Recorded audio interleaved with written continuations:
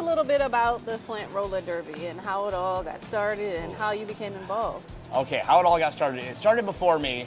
Actually, I know the founder. The team started in 2007. I wasn't around, I was in the Air Force at the time. I came back to Michigan the same year the team was founded and saw the first scrimmage they did and realized my friends were involved.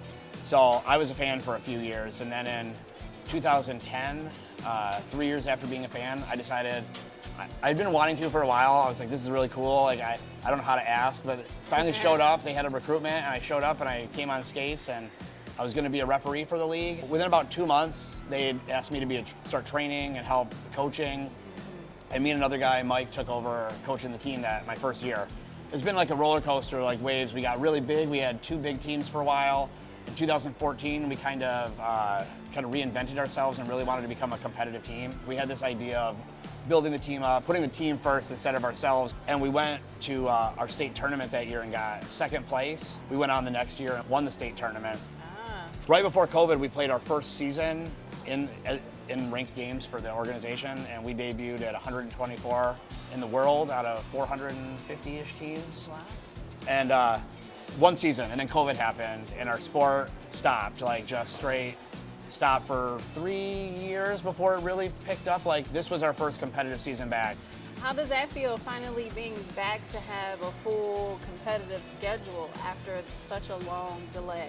At first it was a little nervous, like a lot of players are new, so they didn't even know what it was like before, but we had quite a few veterans who were ready to come back. It's been really incredible to get back, and it's really, all the magic is starting to happen in town again. Our crowd is huge. How different is it for you all, going to that pro league versus where you started? We were ready for it. We'd been preparing. The year before we joined, we beat everybody. Like it wasn't even, we didn't even really have maybe 1 or 2 games that felt hard. So for us, we were real excited for the challenge. Okay, so talk about, the importance of roller derby for the community of Flint. For Flint, it's been great because it gives people of Flint something different to do, a different type of sport. So we get onto the community as much as we can. We do a lot of stuff. We work with the Humane Society, the food bank, the city of Flint. Like they invite us out to all their events. I think we're a big piece of the community. That's how we've built up, is by being city first, helping our community first, and even with our players, like we do the same thing.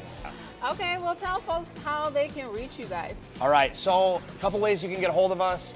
The main way is if you message our Facebook page. We're on Facebook, Instagram, TikTok. There's not as much on TikTok, but Facebook, if you message us, you can get anything you want. I will actually respond to your message. Well, Nick, thank you so much for sharing all of that. It's amazing to hear. I'm wowed by these ladies that are out here, and you guys are just doing some great things and bringing that community together. So thank you so much for sharing all of that. Thank you so much for letting us get word out about us. I really appreciate you. Yeah, thank you. Absolutely. Well, when we come back, you guys might see me on the rink. I might do a trick or two. I don't know how likely that'll be, but we'll be right back.